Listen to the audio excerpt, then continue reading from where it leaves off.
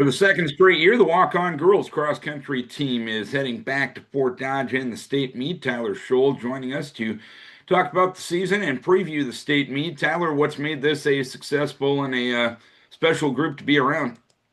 Hey, Darren. I'd say this group that we've had now, a lot of them are veterans coming back, so a lot of them juniors, one senior, and last year was all new for them, just kind of figuring out the ropes and trying to know basically how to push themselves and knowing how to run that 5K event. And then this year they just seemed to realize, hey, I know how to do it. I know what I want, and essentially it just seemed like every race when you compare it to last year was stronger for them, and they just set themselves up in a good place come district time. So, And as I don't need to tell you, if they would have just rested on their laurels last year in preparation for this season, it probably wouldn't have happened for them. How much better of a team were you from a veteran standpoint when you started back in August as compared to when you left Fort Dodge last year?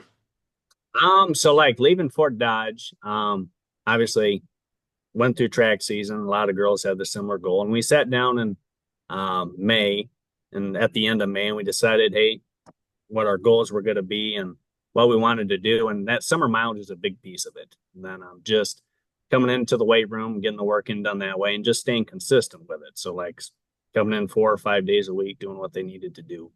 And this group definitely put in a lot more mileage, was a lot more consistent.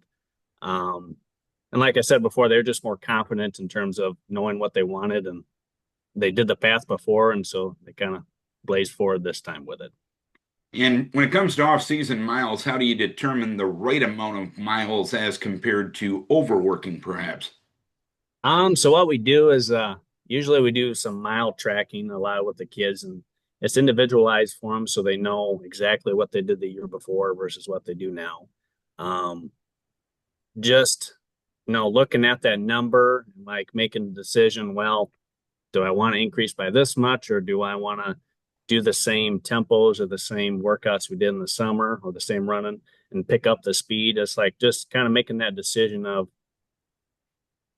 looking at what you did last year, figuring out this is what I want to do better. And that seems to carry over well for our upperclassmen girls. So, And at the state qualifier last week, you guys were definitely ready to go, winning the state qualifier, having five of the top 19 runners. What did you credit to that happening? How did everything click at the meet you needed to click it at last week? for us, right before conference, we seemed to have a lot of trouble clicking on all cylinders. So we had sickness, just kind of some nagging injuries, especially like on our upper JV level. We had some just shin splints, some knee problems, just stuff that wasn't going away. And then just seemed like after our Southwind meet and when we entered conference, all cylinders were clicking. And then when they got off the bus, they're all excited, they're ready to go, and yeah, it just seemed to all fit pretty well that day. So. And Miriam Downing has been the consistent low stick for you as the sophomore. She was fifth at the state qualifying meet. She led you last year down in Fort Dodge. How has she developed and evolved as the season has gone on? Just in terms of her times and stuff, it seems like, with the exception of one or two of them, her times were better when she went back to that course. We try to do a really good job of tracking their course best. So, not looking at necessarily, the small view of what you do from meet to meet, but looking at what you did the previous year. And I feel like Miriam did a great job of um, setting those goals, realizing, yeah, she was 15, maybe 20 seconds faster than the course she did last year at that same time.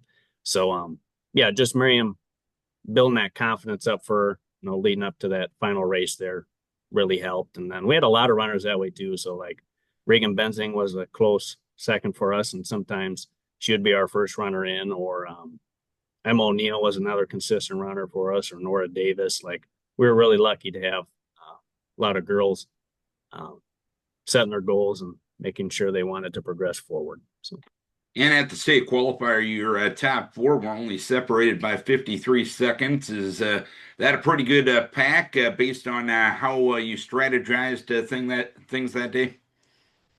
so yeah, early on in the season, and I think a lot of coaches do this too. It's like the reliance of that pack is crucial. As the season goes along, as each runner kind of figures out what their strengths are or whatever.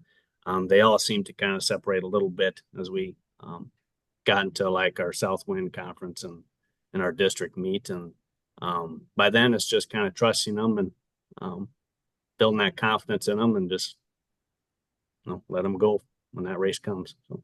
And it was a little bit different of a schedule. This year, you had a conference meet on a Thursday instead of a Tuesday, and maybe a little less time between the conference meet and the state qualifying meet. How'd you go about managing that? And obviously, the results spoke for themselves, but how'd you go about managing that little bit of a tweak in the schedule? We liked it. I just had another chance to get another workout in there, and then just incorporating that recovery too. I just felt like uh, in the past, sometimes it didn't really mesh with our schedule, and I felt like this year with our conference being the day it was, it just kind of worked better in terms of our workouts and planning everything forward. So I enjoyed it. I think the girls did too. And this week, what are you focusing on as you get ready for Fort Dodge? I'm just at this point just refining their skills and sharpening them. Sport Dodge is a little tougher course. It's not quite as fast as Oline or Southwind or Central Cater like we had at the end. So doing just a tiny bit of hill work, doing some speed work, just making sure they keep their skills sharpened, not reducing too much. But knowing a lot of them have been there before, how much more of a comfort level is this week as compared to maybe 365 days ago? I felt like, yeah, with the girls last year, some nerves were definitely there right before the race, and I'm hoping as we're talking about our goals here today and throughout the next couple of days as we plan for that, they've done it before. Like last meet or last time they went to is just kind of, you made it, just do your best, see what you can do. But now I think they have an opportunity to build upon what they did last year and hopefully course best on when they head down to Fort Dodge.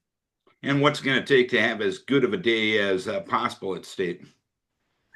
Just kind of like I said before, just having those cylinders all click.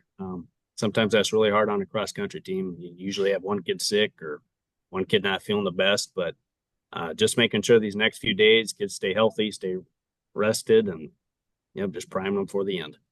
All right, Tyler. Congrats on getting back to the state meet once again here, and we wish you best of luck. Great week of prep this week, and hopefully as good of a finish as possible come this weekend. Best of luck to you in Fort Dodge. Hey, thanks, Darren. Tyler Scholl joining us, walk-on girls cross country coach. The girls back for the second year in a row.